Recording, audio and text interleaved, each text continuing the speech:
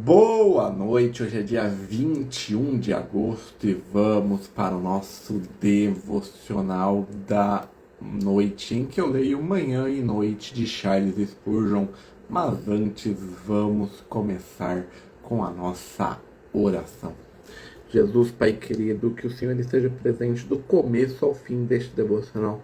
Que o Senhor traga para essa live todos que precisam ouvir essa reflexão sobre a sua palavra que se encontra em Isaías, versículo 45, capítulo 45, versículo 19. Espírito Santo, se for necessário que o Senhor coloque em minha boca qualquer palavra para esse devocional. Agradeço por estar conosco nessa noite. Amém. Amém. Amém.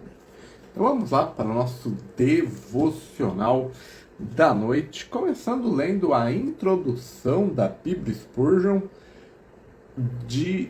do livro de Isaías. Circunstância da cita. Isaías profetizou em Jerusalém por mais de 50 anos, sobre 4 reis, e a sua vocação começou no ano em que morreu o rei Uzias. Aquele rei havia sido grande e terminara leproso por presunção. E no ano em que o trono da terra ficou vazio, o profeta viu o trono do céu ocupado. Deus costuma mostrar sua soberania quando cai a nossa.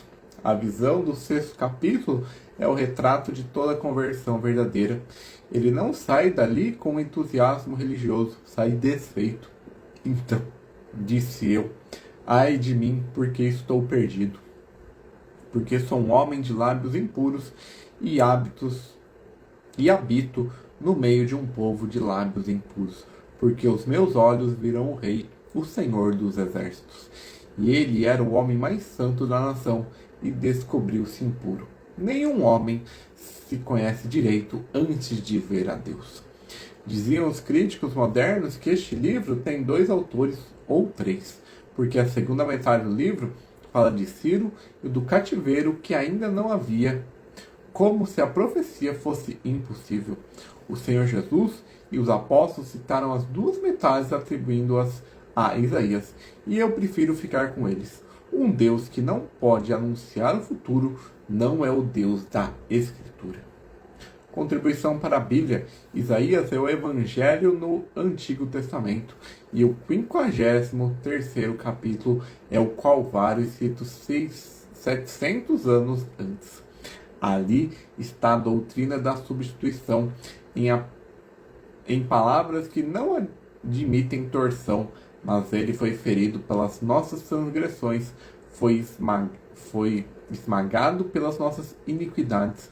O castigo que nos traz a paz estava sobre ele, e pelas suas pisaduras fomos sarados. Atenta aos pronomes, porque neles está a nossa salvação, e ele por as nossas transgressões e as feridas deles, a nossa paz e o castigo dele, a nossa cura e os açoites dele.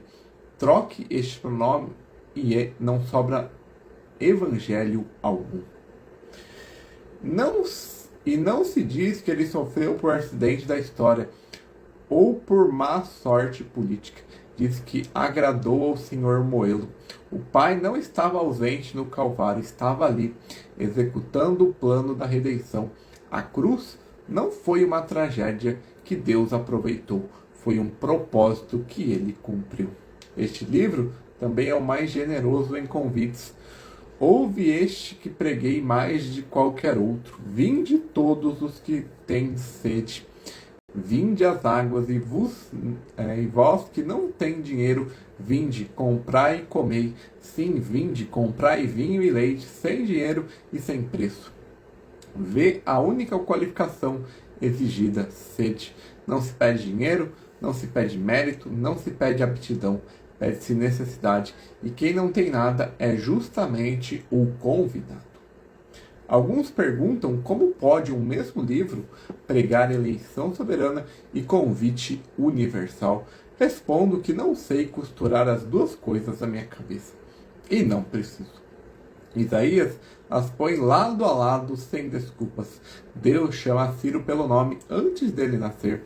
E Deus chama a todos os sedentos para vir de graça. Prego as duas coisas com a mesma força e deixo a harmonia para quem tem o entendimento infinito.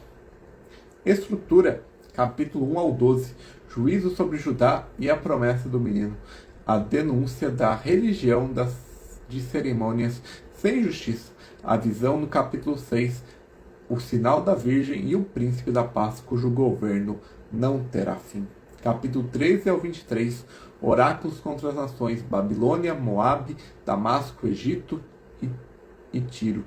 Deus é o Senhor de todos os povos e julga os impérios que se julgam eternos. Aqui está também a passagem sobre a queda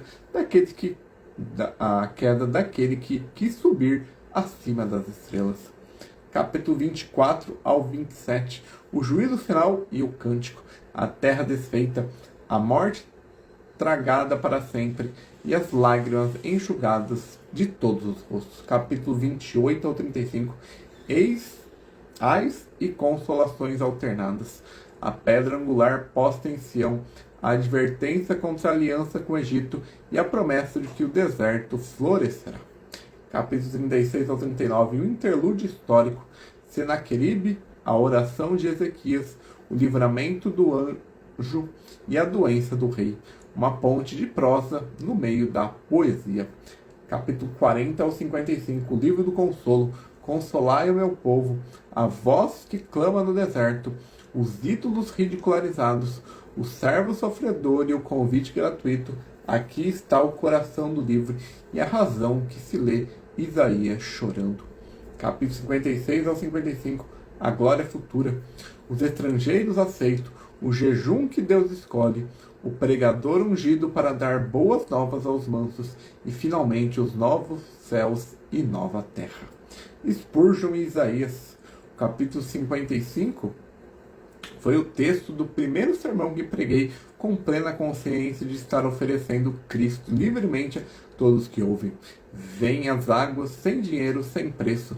Preguei-o em campo aberto, em salões alugados e no tabernáculo cheio.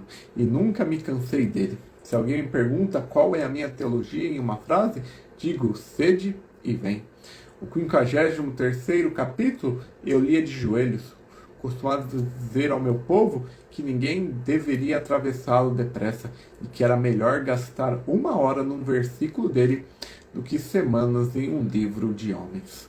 Aqueles pronomes fizeram por mim o que nenhum argumento fez. Mostraram-me que a minha culpa mudou de lugar. A visão do capítulo 6 me humilhou, muitas vezes no meio de sucessos. Havia noites que descia do púlpito com o povo elogiando o sermão, e ao chegar em casa li aquele ai de mim, sou um homem de lábios impuros, e caía de rosto. E brasa do altar tocou justamente os lábios que eram instrumentos do profeta. Deus purifica o ponto por onde vamos servi-lo e purifica com fogo. E nas minhas enfermidades morei muitas vezes no 40º capítulo. Os que esperam no Senhor renovam as suas forças e a promessa é voar como águia.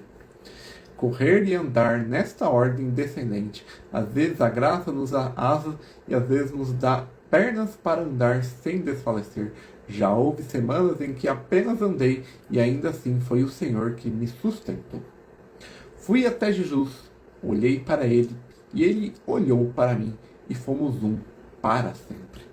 E esse é a introdução da Bíblia Spurgeon para o livro de Isaías. Agora vamos ler o devocional da noite. Não disse a descendência de Jacó, buscai-me em vão. Isaías capítulo 45, versículo 19.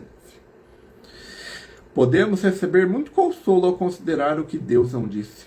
O que ele disse é inexprimivelmente repleto de consolo e deleite. O que ele não disse é raramente menos rico em consolação. Foi um desses não disse que preservaram o reino de Israel nos dias de Jeroboão, o filho de Jeoás, pois ainda não falaram o Senhor em apagar o nome de Israel debaixo do céu. Em nosso texto temos a segurança de que Deus irá responder a oração, porque ele não disse à descendência de Jacó: buscai-me em vão. Vocês que declaram coisas amargas contra si mesmos devem lembrar-se que digam o que disseram. Suas dúvidas e medos, se Deus não cortar você para fora da misericórdia. Não há espaço para desespero. Mesmo a voz da consciência tem pouca relevância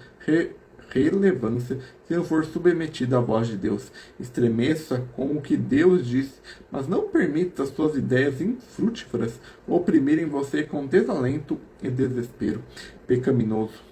Muitas pessoas medrosas têm sido incomodadas com a suspeita de que pode haver algo nos decretos de Deus e que é excluída a esperança.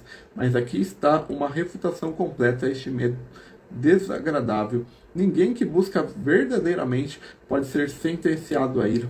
Não falei em segredo, nem em lugar algum de treva da terra. Não disse, mesmo no segredo do meu decreto insondável, buscai-me em vão. Deus revelou claramente que ele ouvirá a oração daqueles que clamam a ele, e essa declaração não pode ser violada. Ele falou tão firme, verdadeiramente e honradamente, que não pode haver espaços para dúvida. Ele não revela somente com palavras inintangíveis, mas fala clara e positivamente.